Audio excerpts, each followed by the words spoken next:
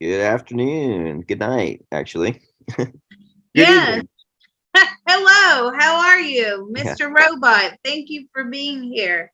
Oh, great. Um, so I really just have a compilation of people's questions and I guess different theories we can attack. I don't have a main theme tonight, but there's a few mystics that we can probe. Um, we can start with this lady. I guess she goes by Baba Vanga, and Baba to me reminds me very much of the Russian. Hmm. Okay, no, it's not alluding to Russian folklore. This is. I wonder what language that's basically, but it's referring to Nostradamus of the Balkans. Hmm. Anyways, her name is Vangelia Gushtarov. Oh well, that sounds pretty Russian. Um, okay, her name is Vangelia. Can we make a connection to Vangelia? Yes. She's passed. Oh, I bet. So apparently, people seem to claim that her predictions have been mostly correct. Can you ask her how she got her psychic information? Yes. How did you get your psychic information? It was a gift from God. What do you mean by it was a gift from God? I mean, I understand it's a gift from God, but was it a medium? Yeah, she was a psychic medium. So she was psychic and she could also do mediumship. Well, okay, so now that she's in the spirit realm, ask her if she still stands by that claim that the information itself came from God. Do you still stand by the claim that the information itself came from God? No, it came from spirit. So this is a super interesting thing that a lot of basically most people we've probed have said comes from spirit. Can we have her define what that means when information comes from spirit? What do you mean? It comes from the angels, it comes from heaven, it comes from those that have been passed, her loved ones in spirit. I feel like she used to channel her grandmother quite a lot. Her grandmother would tell her what the forthcoming information would be. And I guess she thinks that in 2023 the Earth's orbit will change. Can you ask her if she still sees that happening? You see that the Earth's orbit will change in 2023. No, she said Ask her. she needed some clarity on that. And oftentimes she didn't dig back in for clarity. She just went with what they gave her.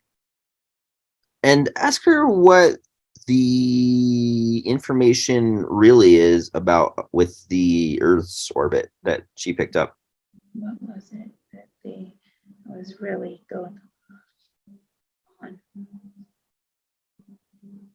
The Earth is going through a huge transformation in 2023. It's getting worse. Ask if it's a on a solar system scale or just energetically. Is it on the solar system scale? No, it's energetically. Okay, yeah, lots of people have kind of been saying that we're going through an energetic shift. Even Bashar has actually mentioned that. Um,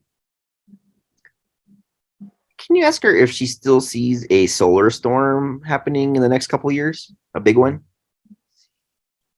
A solar storm happening in the next couple of years. So she now believes that the solar storm was linked to the Russia-Ukraine war. So she was seeing like blasts and flashes of light, and she thought that was a solar storm, but no, it's bombs. And ask her if the bioweapon stuff she saw is also that.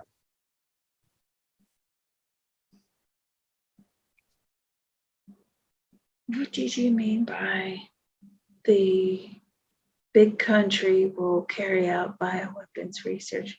That's already happened. Okay. So yeah, a lot of this.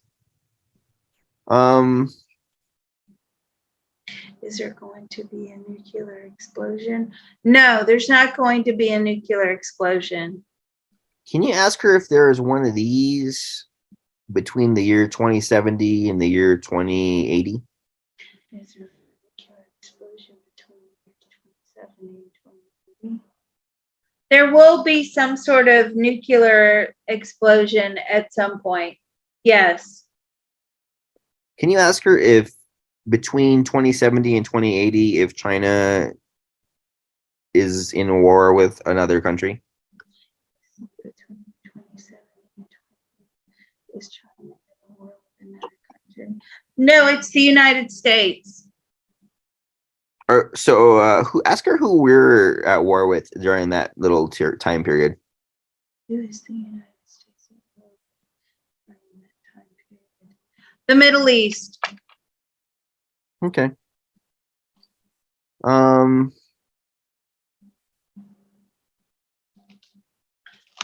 very interesting. Is that a conflicting answer to what we had before? Um I don't know. Basically, Bashar once upon a time said with me and you that it was China against someone like maybe us or something around 2073 ish. Is it around 2070? Yeah, around 73, 75, there's going to be a big war with the Middle East, Okay. possibly Iran.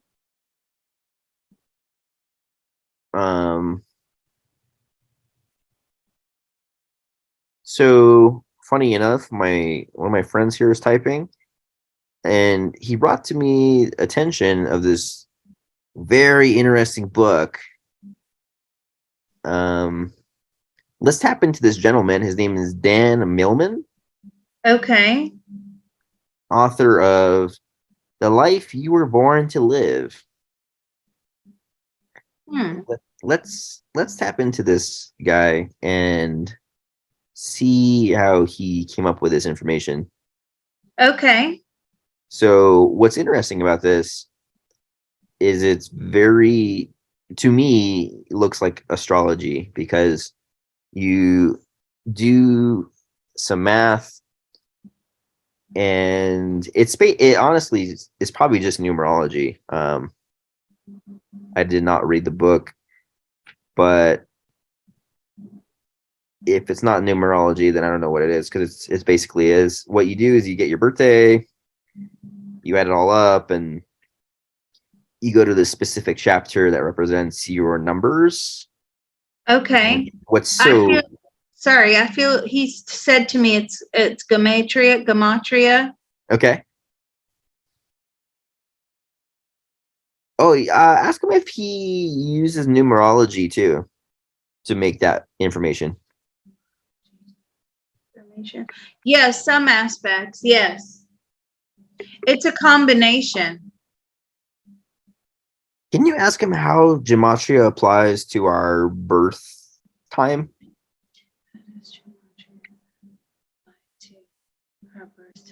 It's all written in stone. And are we probing his soul or his conscious mind?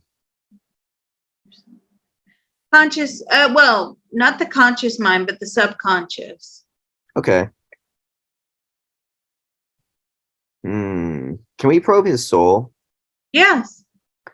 Can you ask his soul if the information he puts in this book is accurate as far as the laws of the universe go?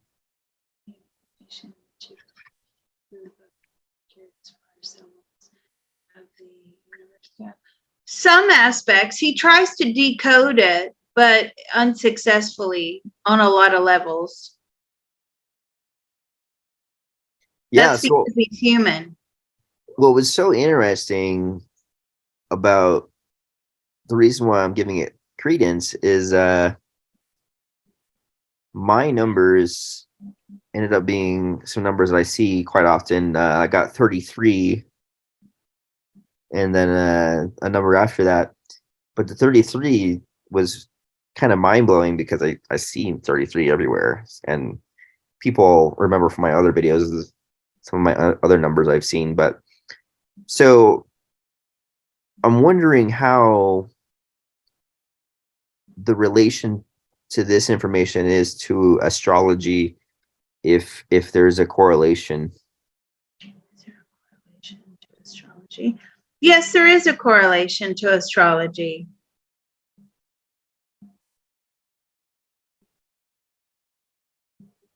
Does his soul think it's worthwhile for people to do the,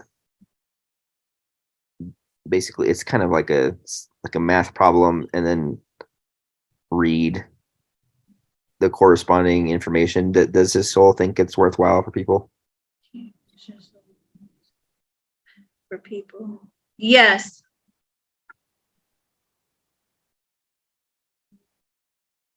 And on a scale of 1 to 10, how accurate does his soul think the information an individual will find in this book to be? Okay. Jesus is giving it a 4. How accurate on the scale? 10. About a 5. How funny. It's very interesting that Jesus stepped in. So Jesus's other name is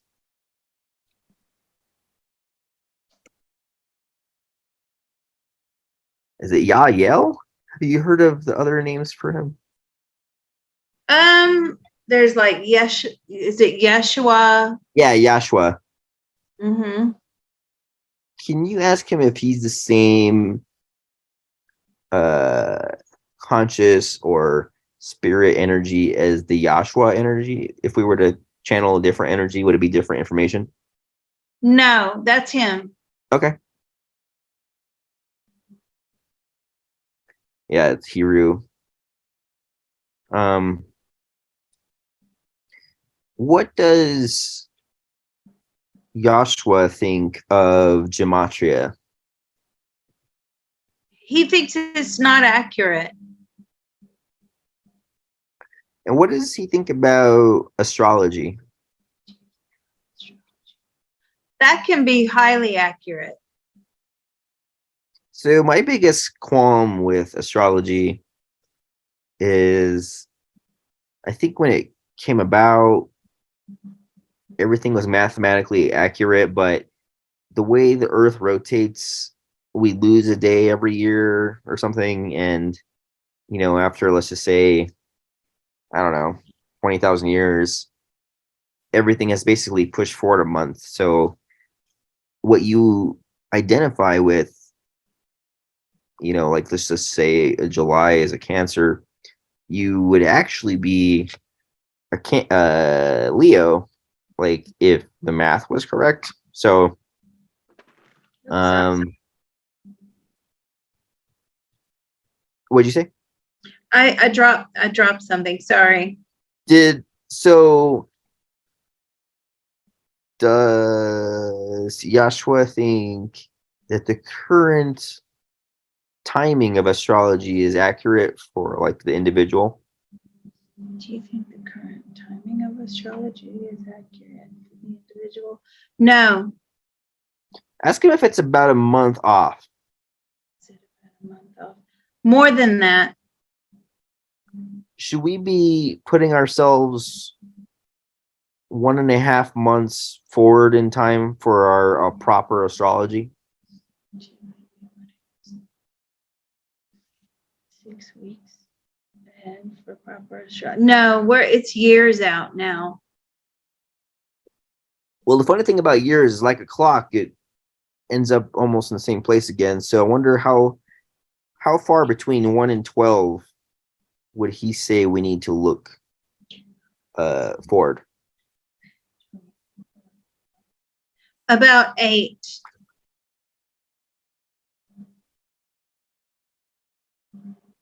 Okay. I don't even want to try and think of what I would be. Oh gosh. 8 months. I don't even want to know. But so he's saying if you were to nail the math correctly, that it would be very accurate. Highly accurate. And so that's my biggest question is why are all the people born in certain months of the same mind? Why are most people born in certain months of the same mind?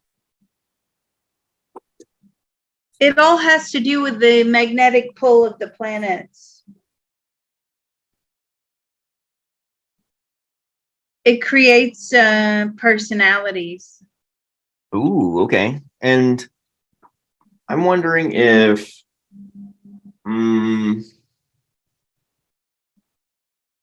if souls are waiting to incarnate for a certain month because they choose that personality. Ooh, our souls waiting to reincarnate during that time because they choose. That is their personality. Okay. Do they wait to reincarnate to align with that? Yes, it's all structured in that way.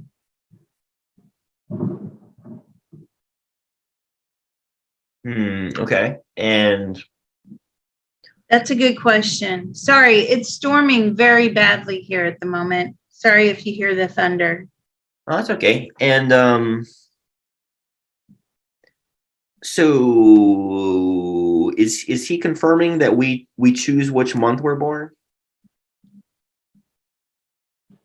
Are you confirming that we choose which month we're born? No, that's chosen for us. Okay. Can you actually ask him how soon we can reincarnate? How soon can we? As soon as you're ready. So the time we found that can be very different. Where like let's just say years can pass, and maybe minutes pass here. Can you ask him in Earth time what the quickest reincarnation was in our history? What was the fastest reincarnation in our history? A few days. But that's the baby that is either miscarried or aborted. So what's super interesting about that is, if we can talk about that for a moment, the soul knew that they were going to be, let's just say, miscarried. Is that correct beforehand? Can you ask? That they were going to be miscarried or aborted. What was a miscarriage in the plan? Miscarriage is part of the soul contracts. Is abortion part of the soul contract?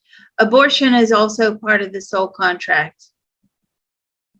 And that's kind of like a life lesson for, let's just say, the parents. Is that correct? More of a life lesson for the parent or the child? Both. And can you ask Jesus if you retain history from your previous lives for maybe a couple years, like when you're a baby? Do you retain history? All lifetimes up until the age of 3. Up until the age of 3. Now, that's a great question. And I can attest to that because I clearly remember, well, you know, I've told you the story where I remember coming down here.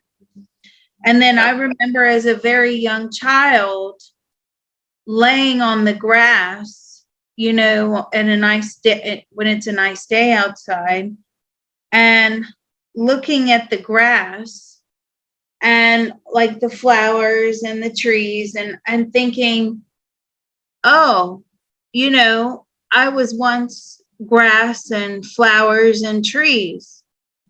So I remember that. I would actually have this bizarre connection to the things around me in nature that also possessed a soul. And I knew that Oh, that's they were interesting. souls and I was a soul. Sorry. Oh, I said that was interesting. I'm listening. And I knew that, you know, I just knew that I had been those things before. And at that moment, it was like a window of my past lives would open up to me. But then, you know, the daydreaming would stop and then the window would close.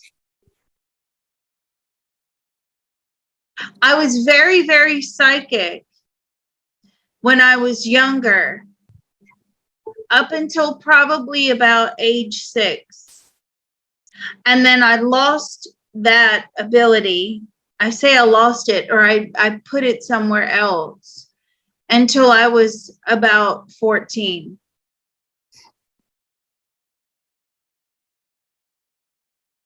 My brain must have compartmentalized that psychic ability. So, When I was 14, it came back. so here's a good question. Let's just say from the ages of 0 to 3, do babies perfectly understand English? From ages 0 to 3, babies perfectly understand English. Yes,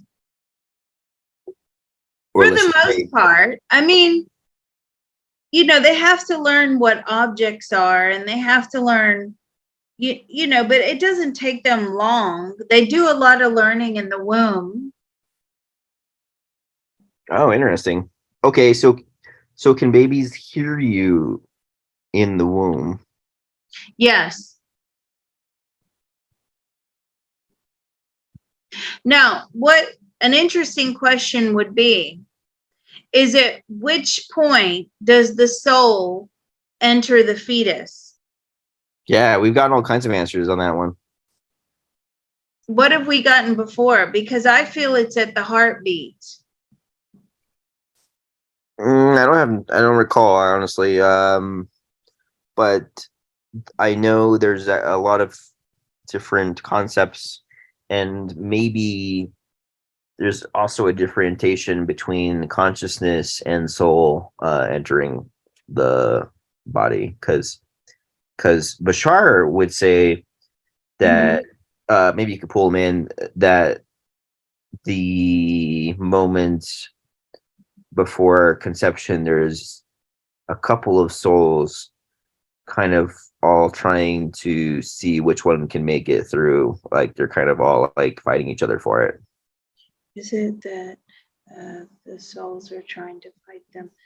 The placement? No, no. But what I do remember is when my mom was carrying me, and of course, my mother was a psychic medium,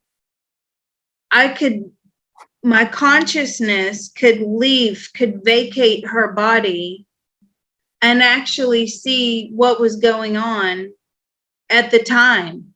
So I got a good look at my parents before I was born. Several times that happened.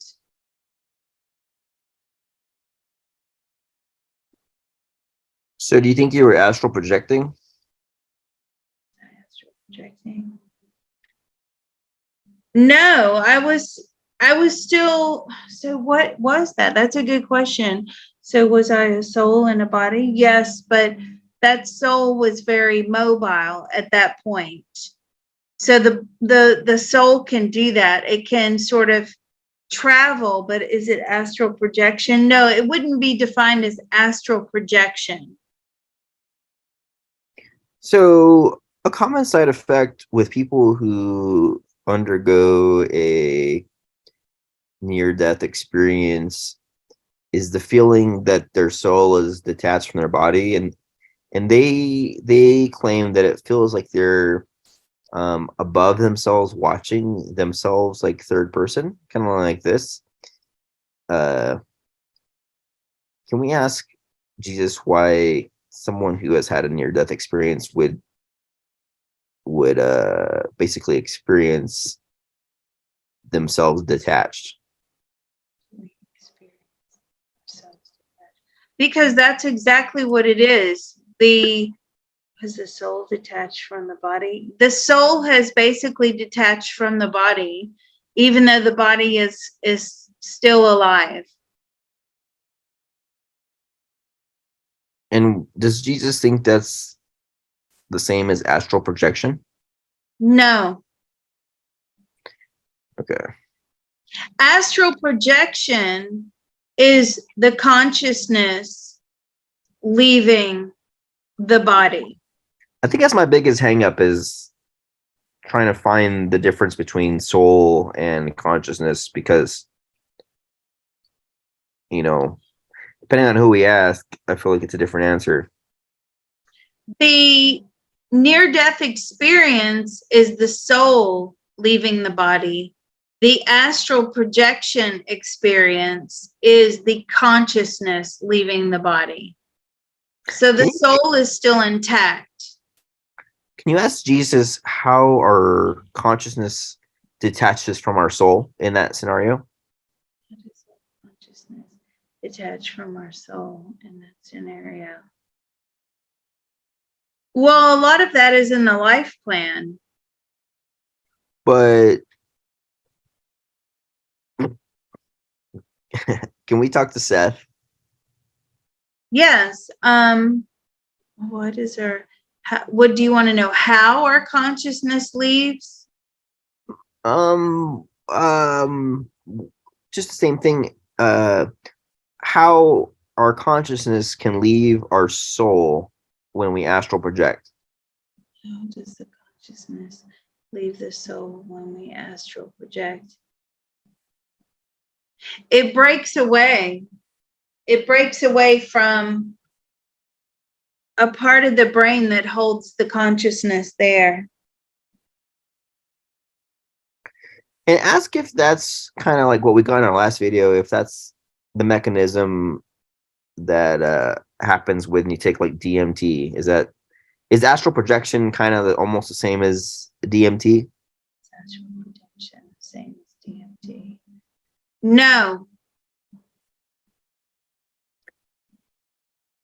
Could you astral project into a DMT type experience? Could you astral project into a DMT type of experience? No. Why not? Why not? Why can't you astral project in? That's forbidden. Because astral projection is supposed to be peaceful, meditative, a white light experience. DMT is a portal for darkness. Ask Seth, what about all the enlightenment that comes from people's DMT usage? What about DMT usage? So this is interesting. It's a trap. It can be a trap of the dark. So they want you to achieve enlightenment so that you keep going back again and back again and back again and back again. It becomes addictive. Okay. Anything that's addictive or becomes addictive is a tool of the dark. So you'll often have euphoric experiences until the addiction has taken place. Yeah, because we got that the body releases DMT before you die. So I don't know if I'd say that it was a tool of the dark, but maybe it's a gateway where the dark can enter. It's a portal. Yeah. So with DMT, you're opening a portal. With astral projection, it's not really so much as a portal as it is you're following an energy strand. So the portals seem to remain closed. And what is Seth's perspective on the Akashic records? Oh, that's a good question. What is your perspective on the Akashic records? It does exist. Can you ask Seth who works at the Akashic records? The Akashic records. Appointed spirits, guides. And are they recording all information? Are they recording all information? All information is already pre-recorded before you even live your lifetime. That's where all the soul contracts are held. So is that the true definition of what the Akashic records is? Is that the true definition? Yes, it's a record of your soul contracts. So there's so many Akashic readers out there, and I don't know if you ever experienced it, but they channel, and they seem to channel like guides who are there. And what's really cool is you can ask like your like life purpose, and it would make sense that if all of your contracts are there, you would essentially be able to decipher your life purpose. Can you ask Seth if that's possible? Is that possible to get your life purpose from the Akashic Records reader? It is possible.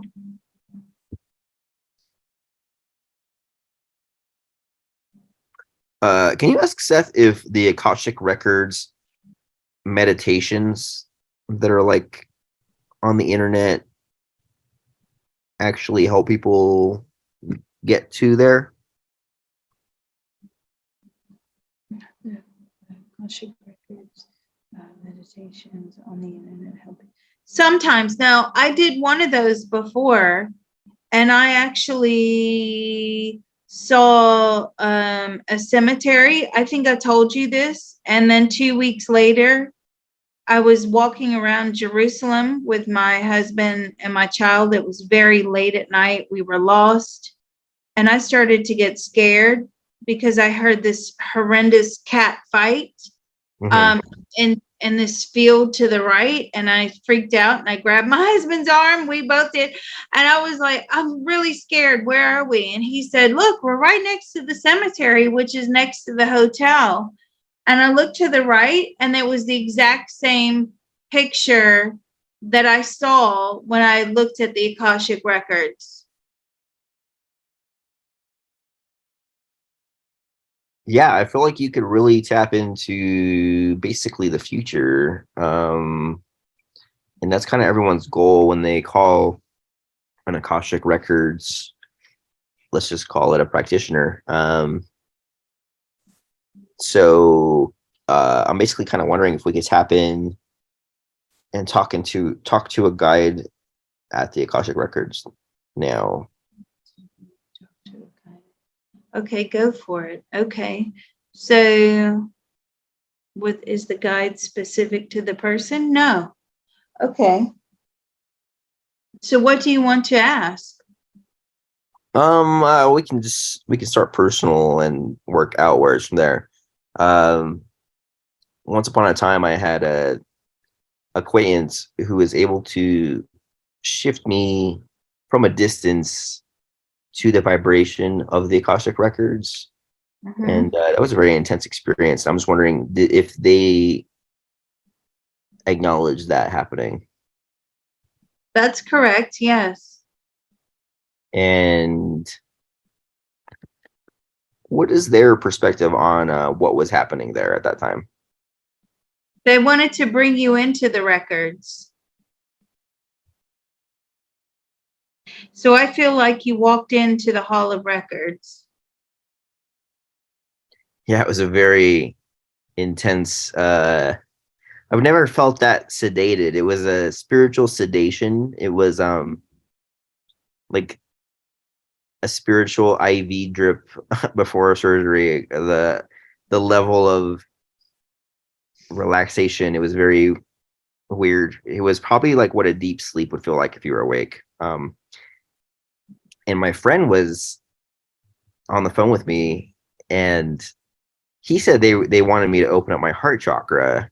Can you ask the guides how your chakras have anything to do with accessing the Akashic records? The chakras have anything to do with accessing the records? Yes.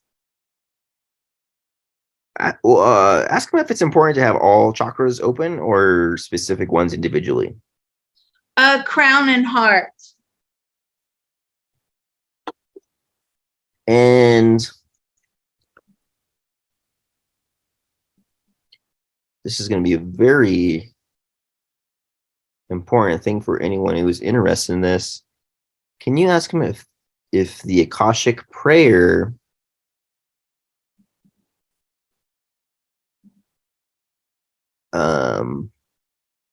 will open up someone's records?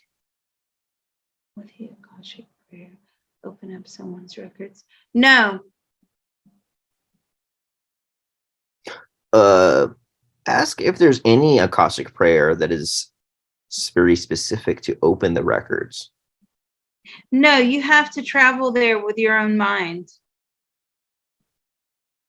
So what's so interesting is almost all of the Akashic readers, probably 99% of them, do, this or a different version of this, and then they enter it. So maybe they just don't need to do this, and they're just able to access it without this, and they don't know it. I think that's more of protection. You should always ground and protect yourself before you do any of this work. Okay, well, if you could ask the guide, how could I personally enter the Akashic records? I would have to take you there unless you were doing a meditation. Okay. But through a meditative process, what is their recommendation on how to access it? You have to be able to let go of your consciousness. Now, a good meditation will allow you to do that. There's one in particular that I really like that's safe. It's a guy named Joe Tracy, Tracy, I believe. Joe Tracy. His meditations are safe. Sometimes I do use his meditations.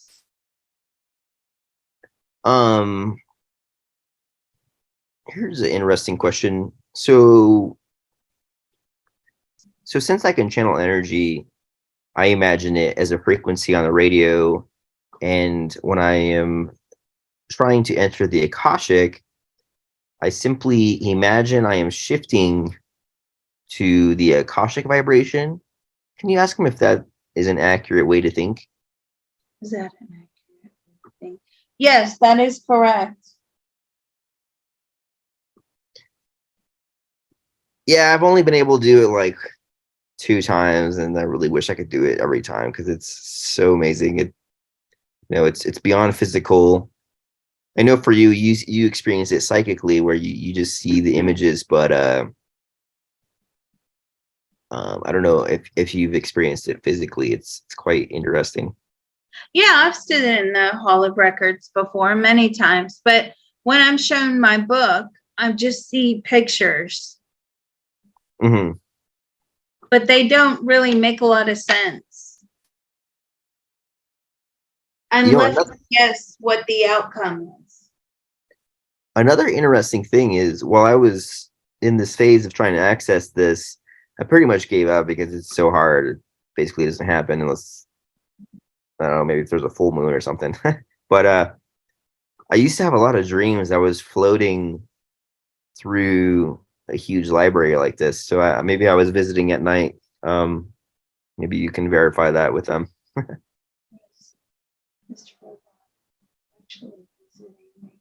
Yes, that is correct. Yeah, it's super pretty. I mean, those dreams I've had, Oh, it's beautiful. you realize that you can float and there's all these people flying around. But yeah, so I don't know. I'm trying to see how the basic individual could enter here who, if the Akashic prayer doesn't really work, what is the guide's recommendation on how to get here mentally? Well, the prayer is just for grounding and protection. Okay. How do you get there mentally? You have to let go of your consciousness. You have to do it via meditation, or if you're able to let go of your consciousness, you can do it that way.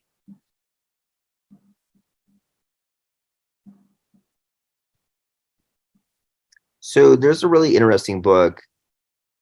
Um, I think it's just called like Accessing the Akashic Records. And they say that you have to align like a beam of light from your, like, let's just say your third eye to your heart chakra as if they're going outwards. And then you focus on that point where those two light beams intersect. Can you ask if there's any validity to that? Is there any validity to that? I don't feel like that works very well. What is their recommendation on letting go in general to access the Akashic?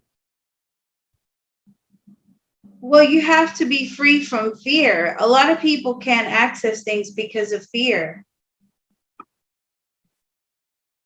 Why would someone feel vibrations in their body if they're starting to enter the Akashic?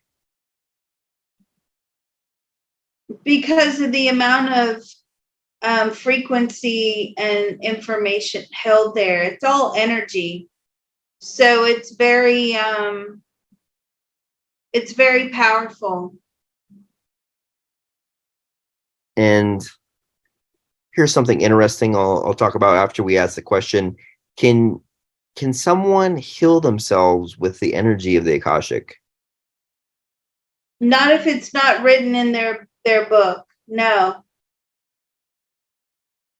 So one of the best, I don't know how you would describe it, times I've felt, essentially, I was experimenting with energy frequencies and working with different colors and different energy spectrums, and I healed myself while tapping into the Akashic energy, and it's honestly one of the best experience I've like healing wise I've had. So kind of just wondering why that would happen.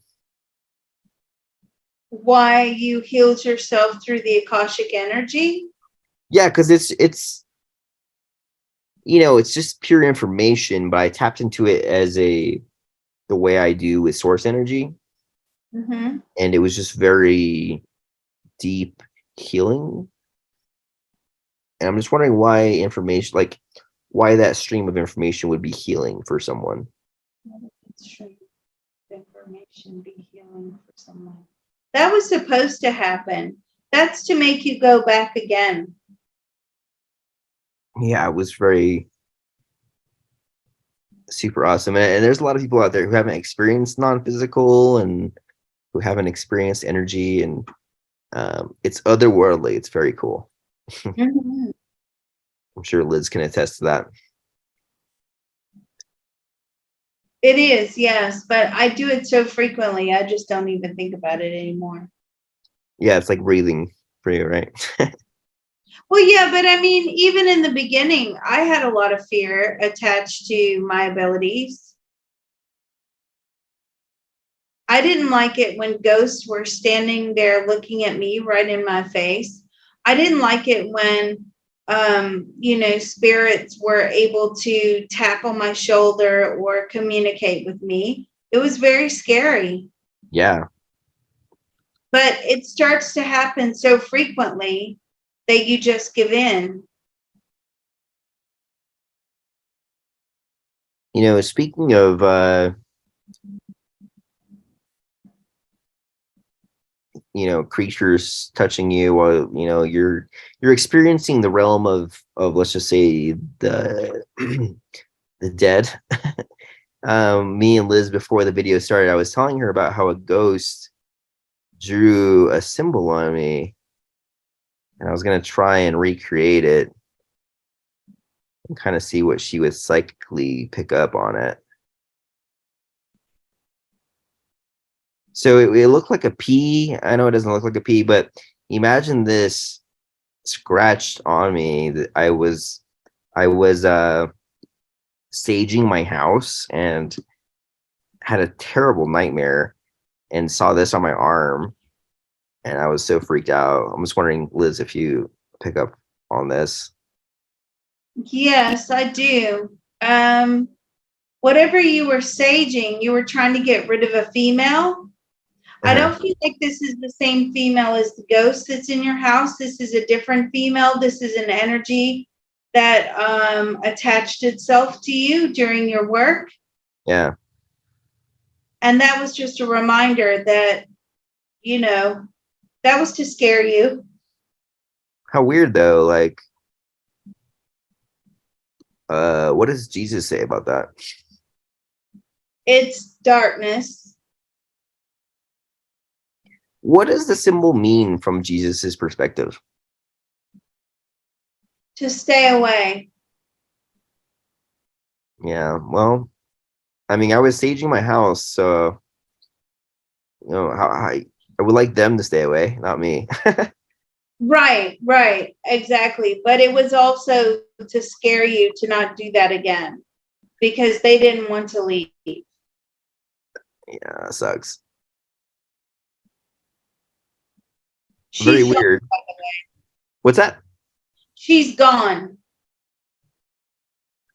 What about the other ghost in my house that you've picked up on? Is that still there? Yeah, she's still there. She's very friendly. So I have once upon a time, I had a friend who read tarot, and she was insanely talented. She could pick up on, she basically did what you did, can communicate with ghosts. And she picked up that the ghost was like a spirit guide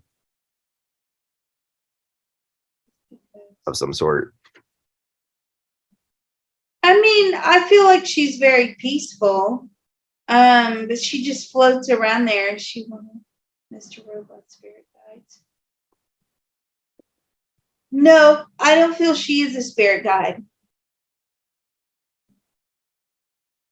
So that house that I am at, that occurs in, is basically a new build. So there's no one that has died in there or anything. So I'm just wondering how she came upon that location. How did she that location? The land.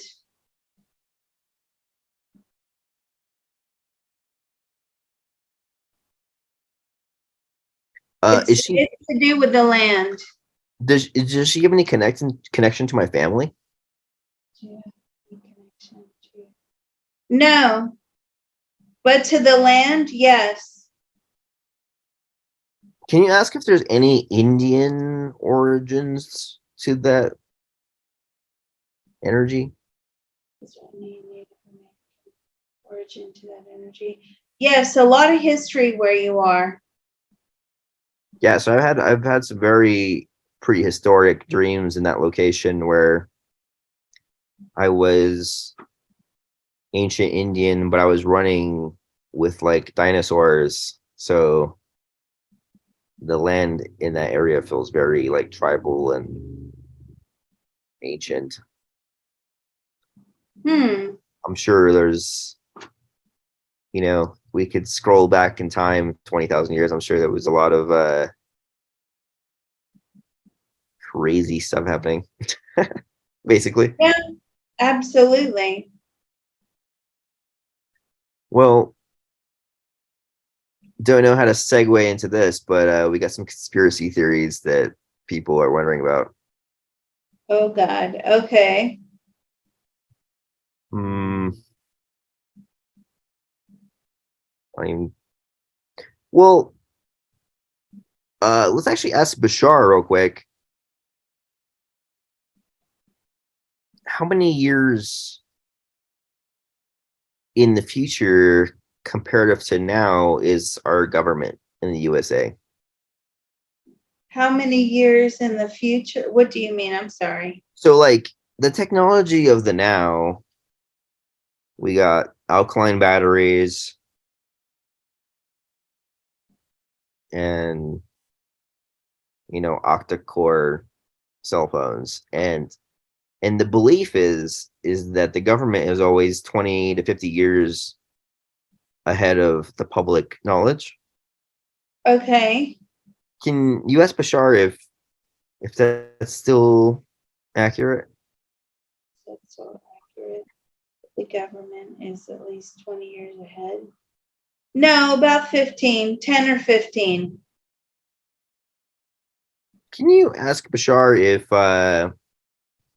if they have solved how to store energy in a small spot better than a alkaline battery?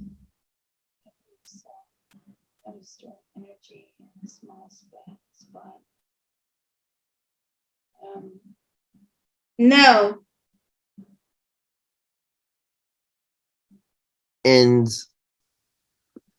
is the government working with 0 point energy by now? Is the government with 0 point energy by now? Yes.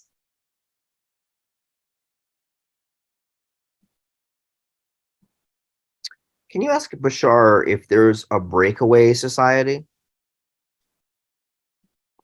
Is there a breakaway society? In what context? With Earthlings amongst the stars?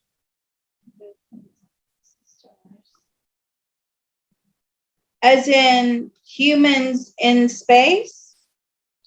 Yeah. Is there a breakaway society? As in humans are living in space? Yes. So my most favorite concept I've probably come across besides the energy stuff is the concept of what's called a breakaway society, where essentially at a certain point of technology, imagine a graph, as you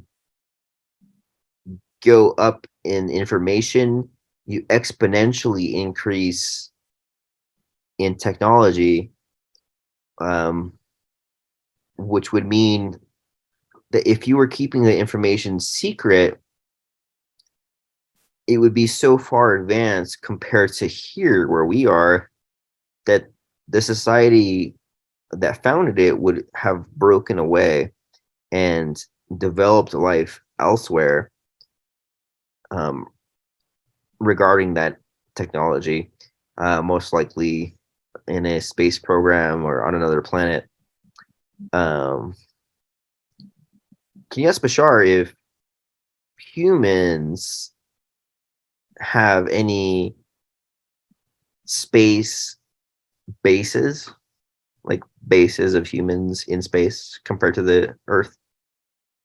Are there human space bases in the universe? No. Ooh, can you ask Bashar if if our jump room took us to Mars that we've experienced in our history? Okay. So jump room? Yeah, it's just called a jump room. Um, if you could just ask Bashar if humans have found what is called a jump room that has been able to let us travel to Mars through a Stargate. No. What about non-physically? What about non-physically? Yes. And is the jump room remnants of a ancient history, or is it alien remnants? Ancient history.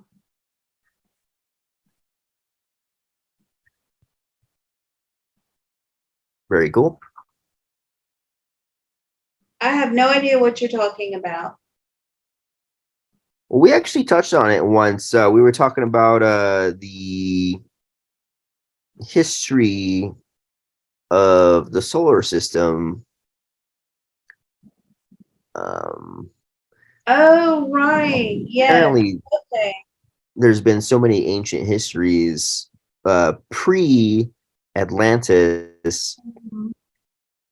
Can you ask if the Atlanteans were able to use jump room technology? Atlanteans able to use stage uh, to the jump room technology. Yes.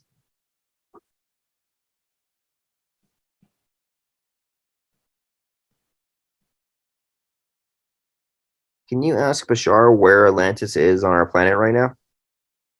Uh, where is Atlantis? Is it in North America? No. Is it in the Caribbean? No. I feel like it's in the middle of nowhere.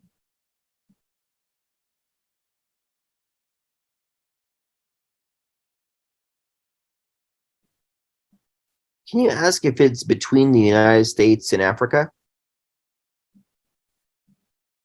Uh, is it between the United States and Africa? Is it between the United States and Africa? No.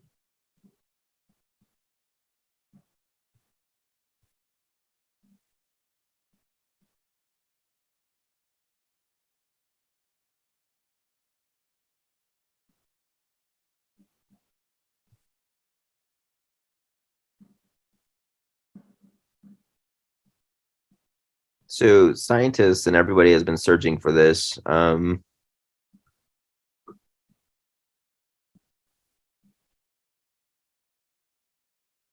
No idea what these are continent wise. Maybe South America and something. Let's see. I guess there's not too many theories. Mm. Oh, can you ask if it's near Spain? Is it near? Is it near Spain? The Atlantis? I feel like it's more to the right of. It's almost like to the right of Africa, North Africa. To be around here in the Indian Ocean. Is it? Yes. Yep, lots of ocean. To ask if it's to the west of Australia. Sorry about the sound effects. Can you hear all that thunder and lightning? It's a really bad storm. No, I Uh, don't. oh, you don't? I mean, it's like striking right outside my window. Is it to the west of Australia? Yes.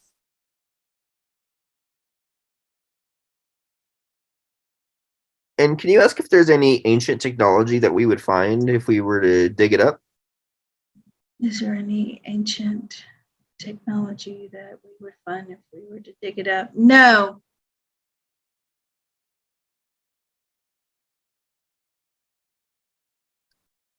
So call it a psychic doorbell ringing. What's his name? I think Eridif wants to chat about that. Eridif? Yeah, I'm pretty sure he participated in the Atlantean civilization. Do you want to chat it? Yes. Okay. Eridif can help. There you go. 5% psychic. um, what does Eridif say happened to Atlantis? What happened to Atlantis? There was a massive volcanic eruption that buried it.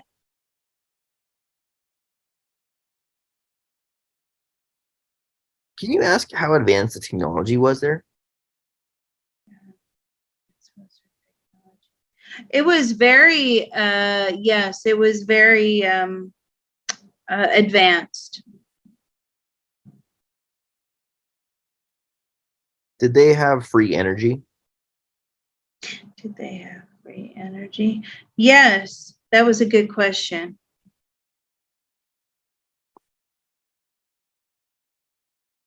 Can you ask Eridif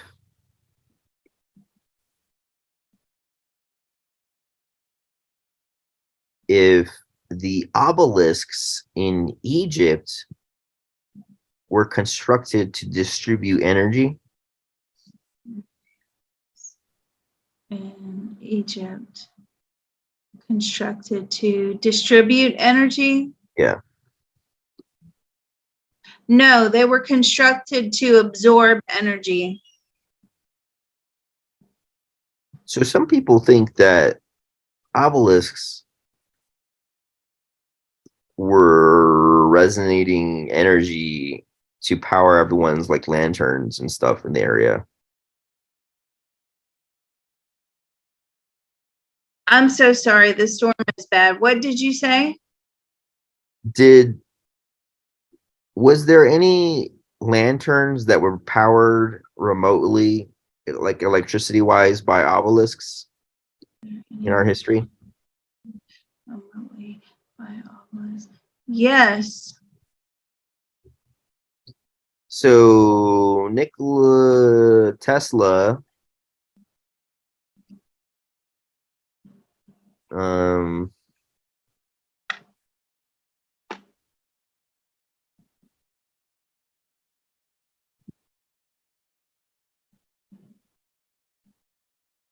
by the way, Tesla has a journal of diagrams that has gone missing or whatever. You guys probed that like a year ago.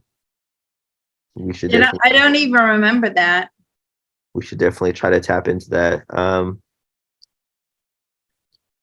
I think he was trying to tap into the idea that the ancient obelisks were he was trying to think of a way to distribute energy into our like ionosphere, and it would bounce and it would come back down and it would power your lantern.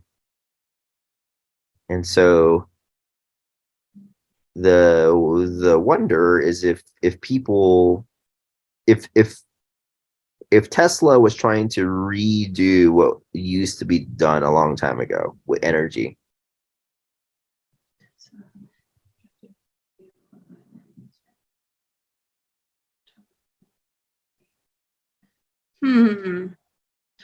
I'm not too sure.